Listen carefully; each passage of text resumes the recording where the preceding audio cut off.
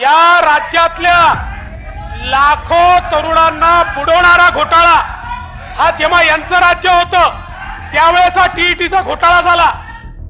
या ठिकाणी सनदी अधिकाऱ्यापासनं तर सगळे लोक त्या टीईटीच्या घोटाळ्यामध्ये लिप्त होते आणि अध्यक्ष महोदय यांच्या काळात झालेल्या टीईटीच्या घोटाळ्याचे तार मंत्रालयात गेले, मंत्रालयातले अधिकारी त्याच्यामध्ये अटक झाले आणि सन्माननीय मंत्र्यांवर आमच्या अब्दुल सत्तारांवर जो आरोप लावला जातोय त्यांच्या कुठल्याही मुलीला टीईटीच्या अंतर्गत नोकरी लागलेली नाही।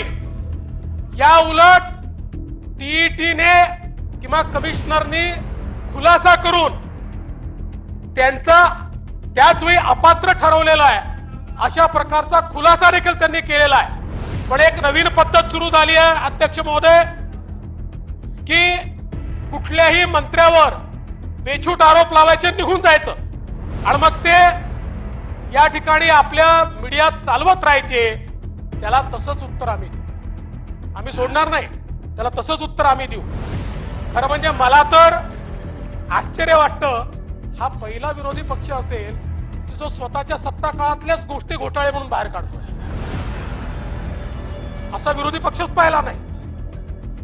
पण तुम्ही कितीही हा प्रयत्न केला, वरून आदेश आहे मला माहिती आहे, कारण त्यांनी बॉम्ब म्हटलं आणि लवंगी फटाके सापडून नाही राहिले, त्याच्यामुळे तो वरून आदेश असेल।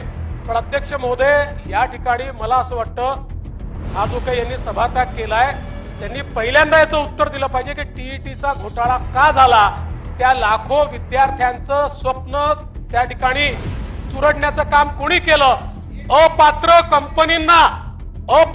कंपनींना पात्र कोणी केलं आणि त्यांच्या थ्रू टीईटीची एक्झाम कोणी घेतली, ह्या घोटाळ्याच्या संदर्भात पहिल्यांदा बोललं पाहिजे, त्यानंतर हा आरोप लावला पाहिजे। पुन्हा एकदा सांगतो, सत्तारांच्या मुलींना नोकरी मिळालेली नाही।